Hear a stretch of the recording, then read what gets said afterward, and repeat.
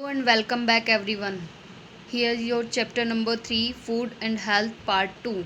In this session we will discuss about disease, different types of disease and much more.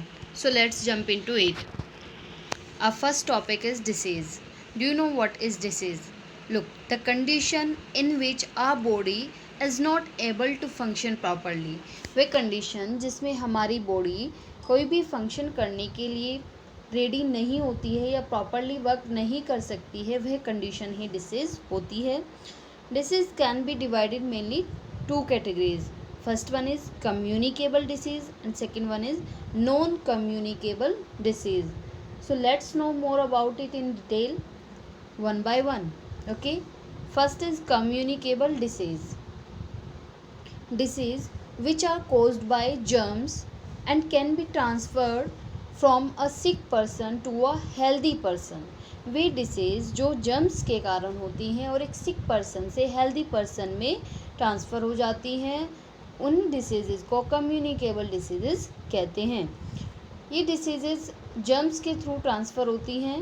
ये germs microscopic microscopic organism होते हैं. फिर हम इन्हें microbes भी कहते हैं. These are also known as microbes.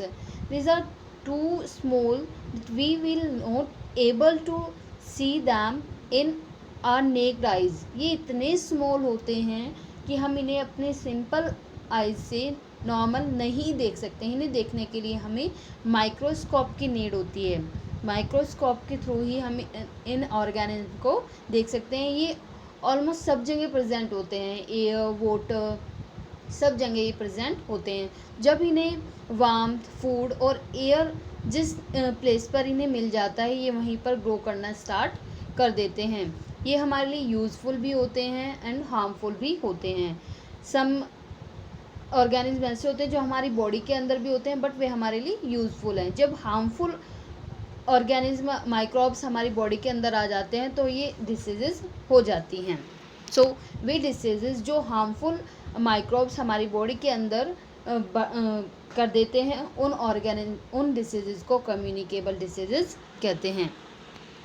We all know that communicable diseases are spread by microbes or microorganism. Okay, there are 4 different types of microbes, that is bacteria, fungi, protozoa and virus.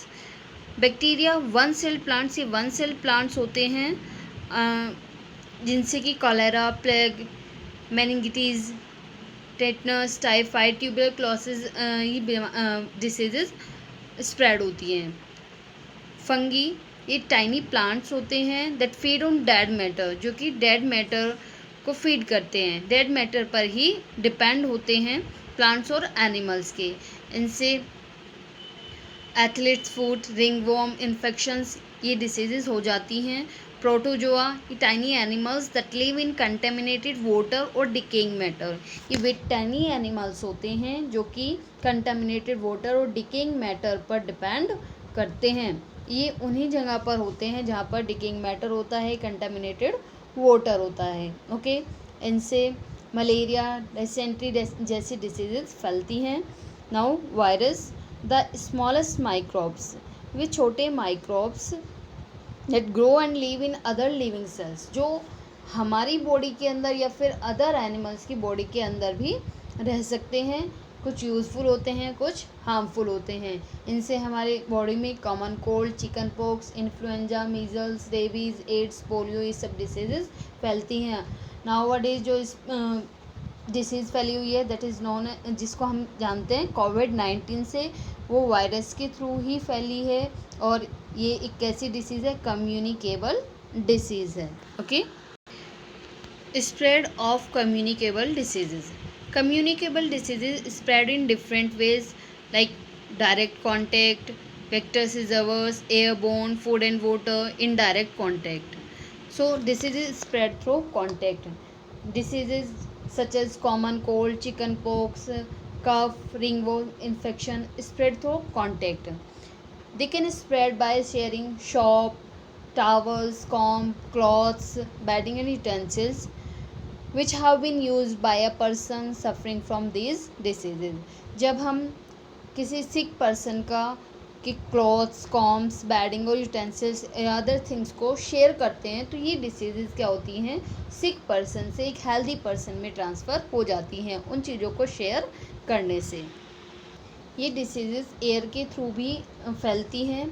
जब कोई सिक person sneeze करता है, ठीक है, तो कोई healthy person वहाँ पर प्रेजेंट होता है और वो उस एयर को इनटेक कर लेता है, ब्रीद इन कर लेता है, तो उस एयर से उसकी बॉडी के अंदर वो जर्म्स प्रेजेंट हो जाते हैं, चले जाते हैं, और इससे वो हेल्दी पर्सन भी क्या हो जाता है, कम्युनिकेबल डिसीज़ेज़ के इन्फेक्शन में आ जाता है। ठीक है, कोल्ड, कफ, फ्लू ये कॉमन डिसीज़ेज़ हैं जो एयर से स्प्रेड होती हैं।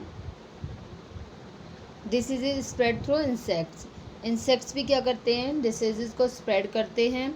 जर्म्स आर स्प्रेड बाय, जो जर्म्स होते हैं वो एनिमल्स और इंसेक्ट्स के थ्रू भी इधर उधर फैलाए जाते हैं। जब ये बाइट करते हैं, सिक पर्सन को बाइट करते हैं, और उसके बाद जब ये हेल्दी पर्सन को बाइट करते हैं, तो सिक पर्सन के जो जर्म्स होते हैं वो हेल्दी पर्सन में ट्रांसफ़र हो जाते हैं, जिससे हेल्दी पर्सन भी इन्फेक्टेड हो जाता है। इट मीन्स उसके अंदर वो जर्म्स आ जाते हैं और वो भी उस बीमारी से, उस डिसीज़ से इन्फेक्टेड हो जाता है। Disease spread through infected food and water, it means contaminated water, और जब हम पॉल्यूटेड वाटर या फिर जिसमें बहुत जर्म्स होते हैं ऐसा वाटर या फूड इंटेक करते हैं, तो इससे हमारी बॉडी में cholera, diarrhoea, food poisoning, jaundice ये सब बीमारियां हो जाती हैं। ये वाटर और फूड के थ्रू हमारी बॉडी में वो जर्म्स चले जाते हैं और वो जर्म्स क्या करते हैं, हमें बीमार कर देते हैं। ओके, इनडायरेक्ट कांटेक्ट से भी हमारी बॉडी के अंदर क्या चले जाते हैं, जर्म्स चले जाते हैं। सपोज़ किसी पर्सन ने कहीं टच किया, सिक पर्सन ने कोई टॉवल टच किया और हमने उस टॉवल को, ठीक है, उस टॉवल को फिर अपने यूज़ में ले लिया, तो इससे क्या होता है, इनडायरेक्ट कांटेक्ट हुआ, डायरेक्ट कांटेक्ट ना होकर इनडायरेक्ट कांटेक्ट हुआ। इस तरह इनडायरेक्ट कांटेक्ट से भी सिक पर्सन से वो क्या हो जाते हैं, जर्म्स हमारी बॉडी के अंदर आ जाते हैं।